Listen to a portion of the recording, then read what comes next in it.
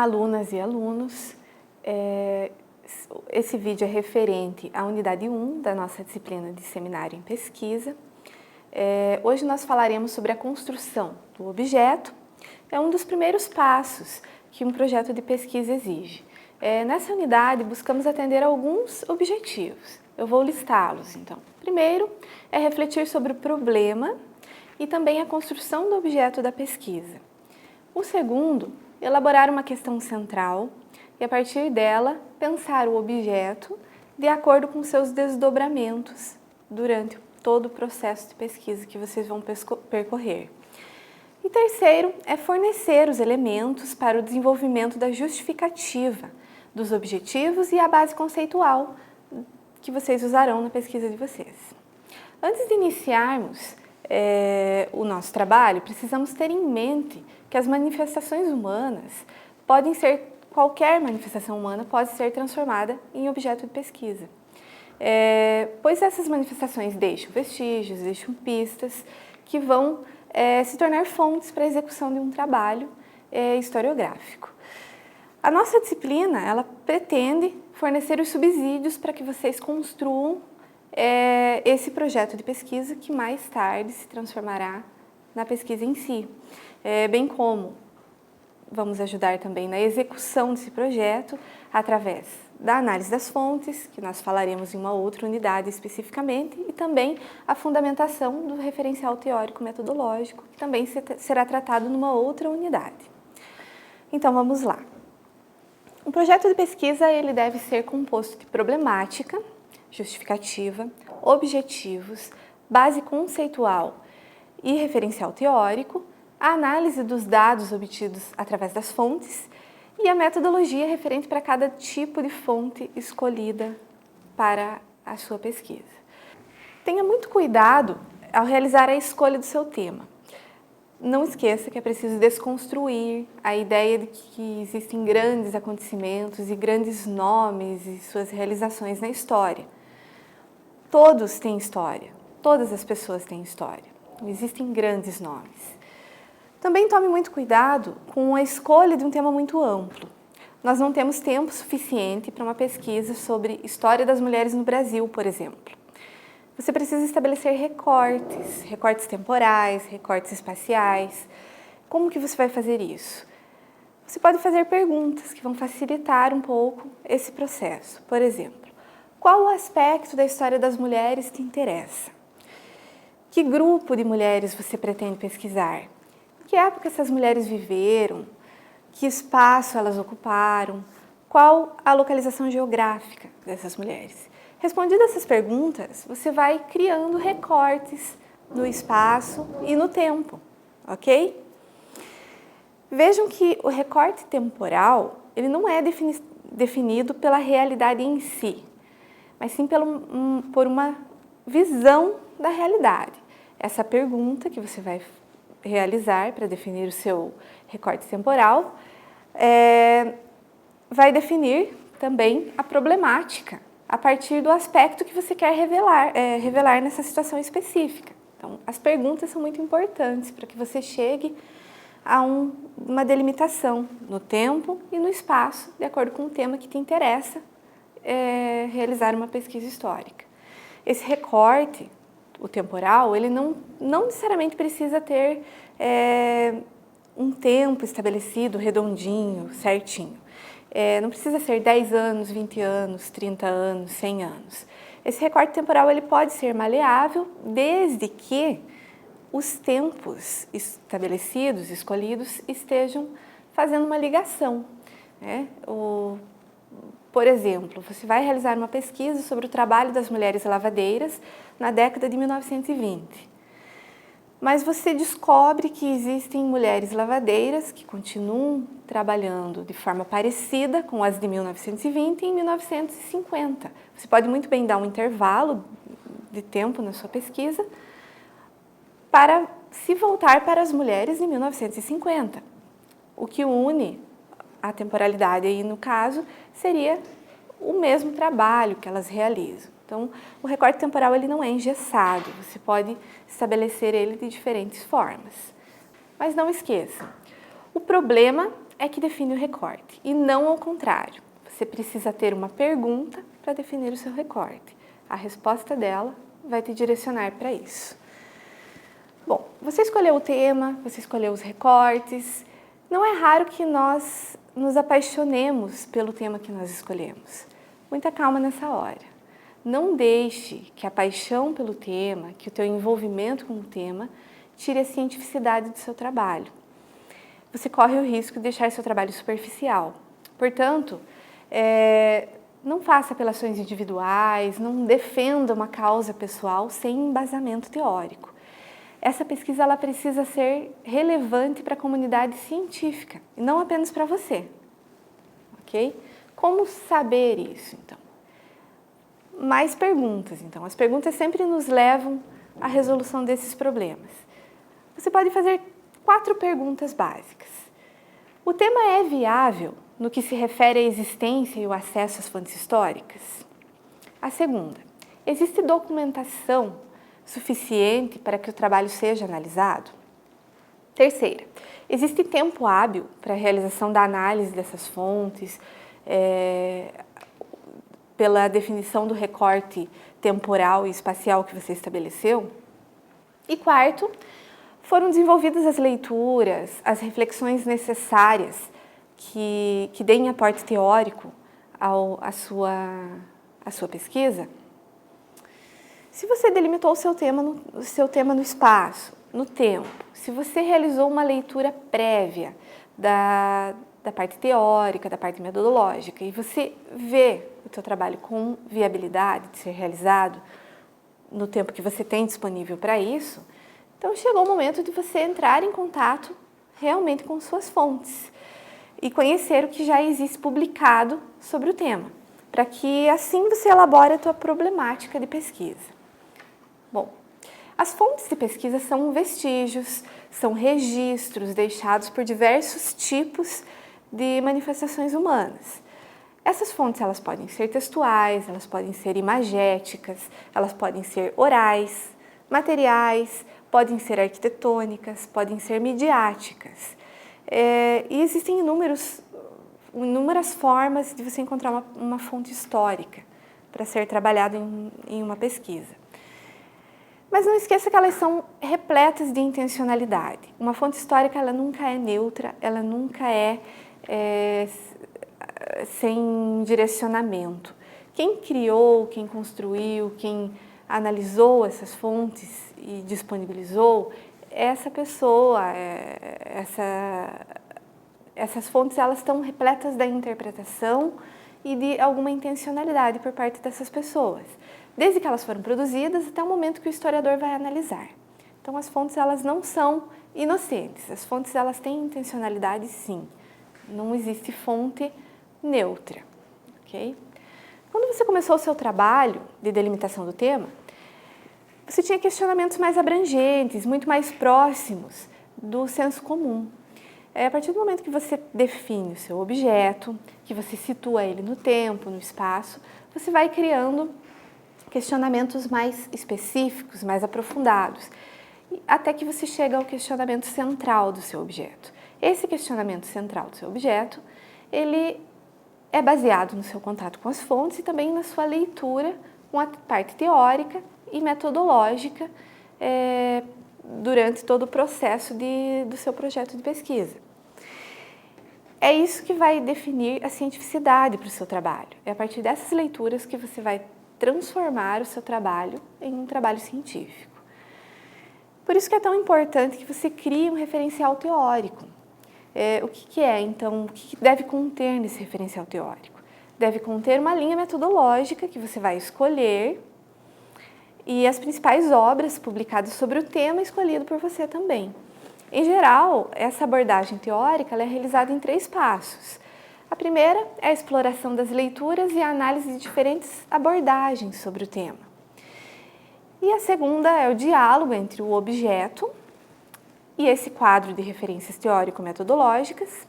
E, por fim, a explicitação do quadro conceitual que vai caracterizar a sua problemática. Tenha em mente que a problemática é contínua. Ela vai se construindo à medida que você for desenvolvendo a sua pesquisa. ela pode modificar, inclusive, ela pode aumentar ou ela pode ficar mais específica. Ela vai se aproximando, você vai se aproximando das fontes e realizando leituras teórico-metodológicas, e isso vai fazendo com que a sua problemática fique cada vez mais definida. Para ajudar na construção da sua problemática, também podemos usar como método o uso de perguntas. A partir dessas perguntas, você vai definindo mais facilmente a sua problemática. Então, as 3 perguntas são: o que, onde e quando. O que? O que você está pesquisando? Onde? Qual é o recorte temporal que você estabeleceu? E quando? Qual é o recorte espacial que você definiu para o seu tema de pesquisa? Quando você responde a essas questões, você está construindo o seu objeto. Ele é recortado da realidade, ele não é a realidade em si.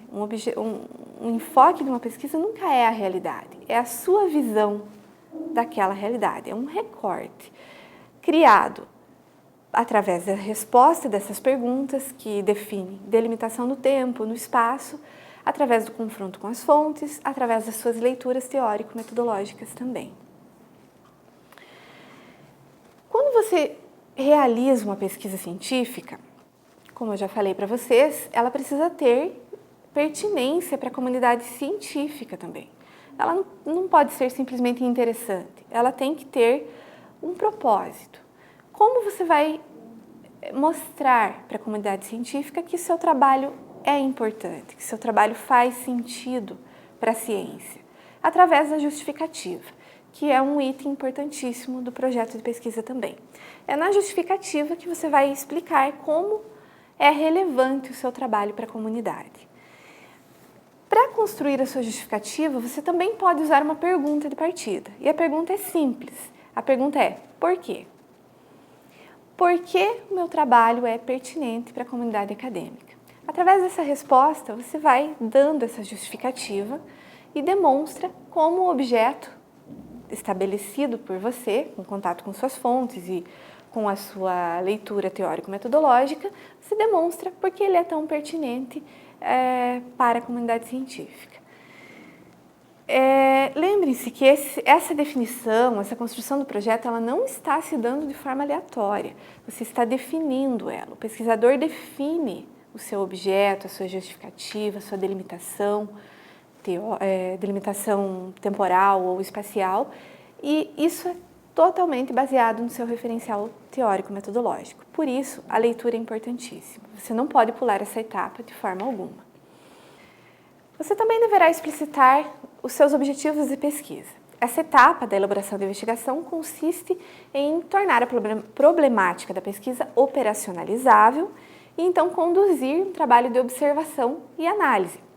Para isso, é preciso retomar a questão central e fracioná-la em 3 ou 4 subquestões, que serão apresentadas no projeto como os objetivos específicos.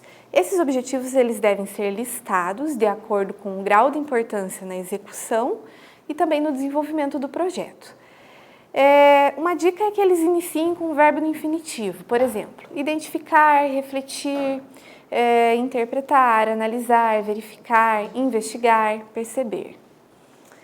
Lembre-se que ao formular os objetivos específicos, você não está meramente cumprindo uma formalidade. Eles são importantíssimos, pois eles vão nortear todo o desenvolvimento da sua pesquisa. E não esqueça também que o historiador não é um investigador da verdade do passado. Ele é um intérprete do passado, condicionado por opiniões políticas, por condição social, por valores da sociedade em que está vivendo, pelo contexto em que ele se situa. Quanto mais você se envolve com o seu objeto de estudo e reflete sobre as leituras que você realiza, mais embasamento você terá para a construção do seu projeto.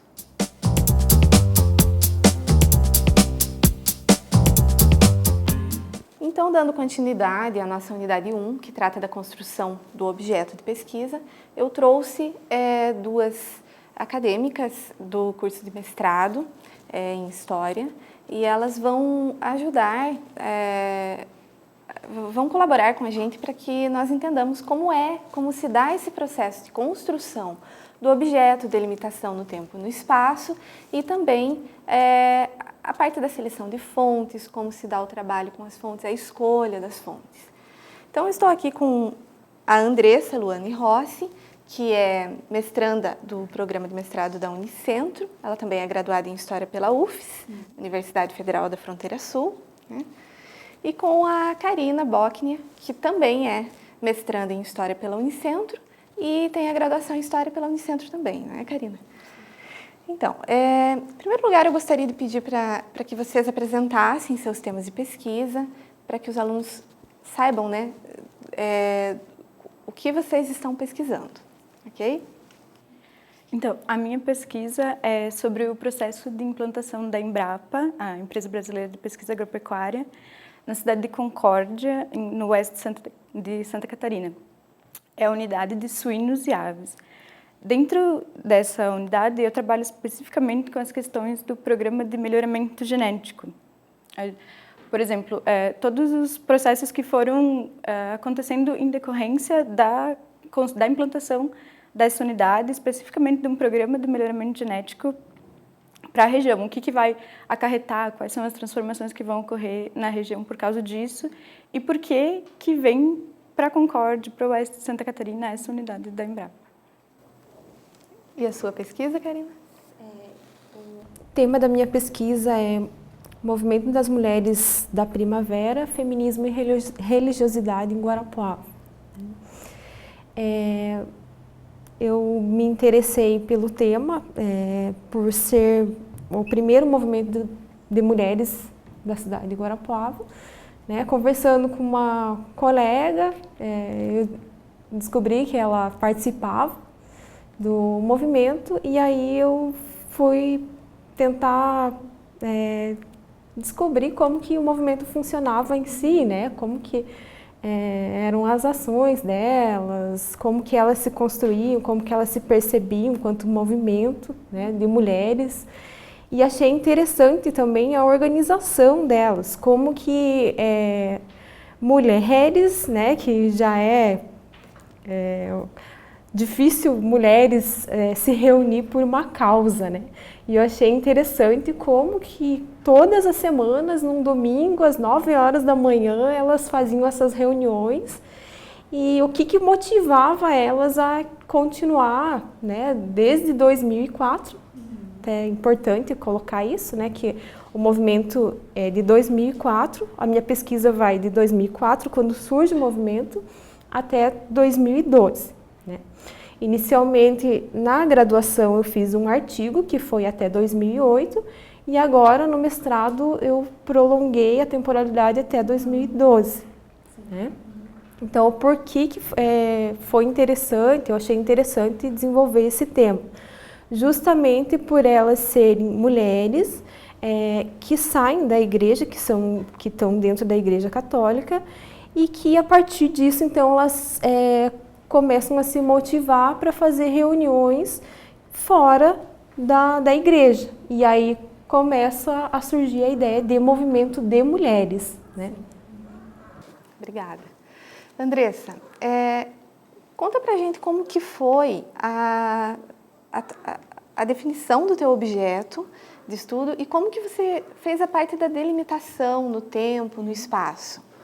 Então, eu sou do oeste de Santa Catarina, de uma cidade próxima de Concórdia, e na faculdade também já vinha questionando sobre essas questões de como que a suinocultura em larga escala vai influenciando nas transformações do espaço daquela região.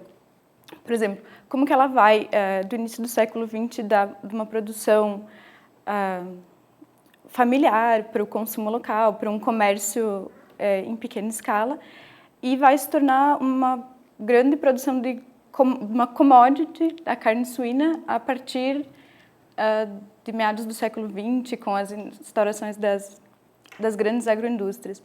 Então, todo esse processo me motivou bastante a pesquisar sobre essa questão, né?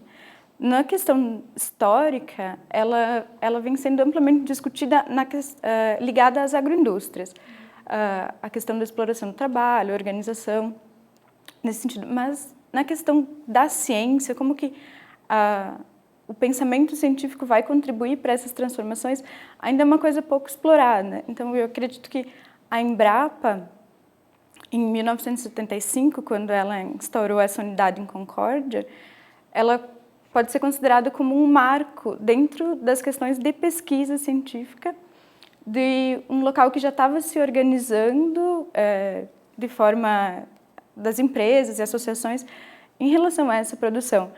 E aí, o meu marco temporal é 1975, que é com a implantação da Embrapa em Concórdia, da Embrapa Suínos e Aves em Concórdia, até 1985, que é quando se estrutura completamente, quando se fecha um ciclo inicial da estruturação do programa de melhoramento genético. Quando os pesquisadores já têm mais ou menos definido quais são as pesquisas que eles vão fazer, para quem que vai servir essas pesquisas, quais que são os objetivos dela para a produção científica, para o mercado, para a organização desse espaço dentro de um projeto nacional de desenvolvimento. Acho que foi nesse sentido a minha delimitação temporal, mas ela ainda está em processo. Ela pode aumentar mais alguns anos, de acordo com o que eu vou encontrar nas fontes ainda. Ok, obrigada. Karina, conta para nós como que foi o teu contato com as fontes, quais são as suas fontes, né, para esse tipo de trabalho e como que você realiza esse trabalho de análise, de interpretação das fontes que você tem. Então, como eu comecei a investigar um pouquinho mais sobre o movimento e tive algumas participações nas reuniões que as mulheres fazem semanalmente, né? E aí eu acabei entrando em contato com uma das coordenadoras, que é a que prepara todo o material de apresentação que elas têm durante os encontros, né? Então, como é um movimento muito bem organizado, elas têm atas, né? Então, em todas as reuniões elas escrevem o que elas vão falar, o que elas vão discutir. Elas têm slides que são preparados para as reuniões. Elas procuram pesquisar também muito sobre política e até foi um dos elementos que me motivou a entender um pouco mais sobre o movimento, porque em 2008, justamente o recorte temporal do meu artigo, né, da graduação, foi a eleição de uma das componentes do movimento como vereadora de Guarapuava, né? E então as fontes que eu tenho são as atas do movimento, são jornais de Guarapuava que tem alguns recortes falando sobre o movimento, tem as entrevistas com as representantes do movimento e tem um livro da Igreja Católica, né, de um padre da Igreja Católica que ajudou também, auxiliou no processo político de construção do movimento. Então, as minhas fontes seriam essas. E só voltando, então, a explicar o porquê do tema ser prolongado para 2012, que é o meu recorte agora atual do mestrado, é quando essa mesma representante, que foi vereadora, venha a ser convidada vice-prefeita da cidade de Guarapuava. Então, como um movimento tão pequeno tem uma influência política tão grande dentro da cidade de Guarapuava, né? Ok, obrigada. Espero que a participação das alunas tenha colaborado para que vocês visualizem melhor essa composição de uma pesquisa, como se dá a descoberta do tema, como você vai aperfeiçoando. Como a Andressa falou, o recorte temporal dela não está engessado, ele pode aumentar. Uma pesquisa é isso mesmo, ela nunca está pronta, a não ser no último dia que você entrega. Mas, como nós estamos tratando de projeto de pesquisa aqui, para que vocês vejam que isso é bem maleável, é uma coisa que vocês têm que fazer com calma, com muita atenção e que pode ser modificado depois. É para isso que existe o projeto na verdade, né? Então, muito obrigada, meninas, por terem colaborado com a gente com essas informações muito preciosas. E a vocês eu desejo bons estudos e um bom trabalho com o projeto de vocês.